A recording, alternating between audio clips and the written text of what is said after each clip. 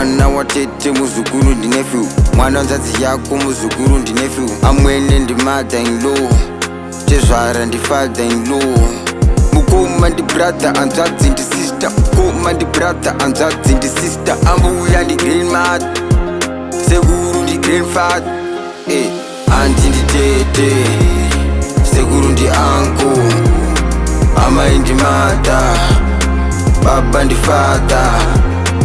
anti ndi tete, sekuru ndi uncle,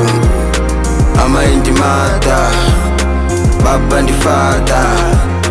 Mwana watete muzukuru ndi nephew, mwana nzadzi yako muzukuru ndi nephew, amwene ndi mother in law, chezvara ndi father in law, mukoma ndi brother anzadzi ndi sister, mukoma ndi brother anzadzi ndi sister, ambuya ndi grandmother, sekuru ndi grandfather,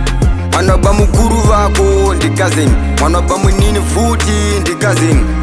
ambuya ndi grandmother, sekuru ndi grandfather, anti ndi tete, sekuru ndi uncle, amai ndi mother, baba ndi father, anti ndi tete,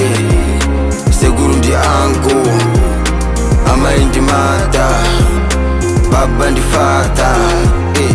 anti ndi tete, sekuru ndi uncle, amai ndi mother, baba ndi father, anti ndi tete, sekuru ndi uncle, amai ndi mother, baba ndi father.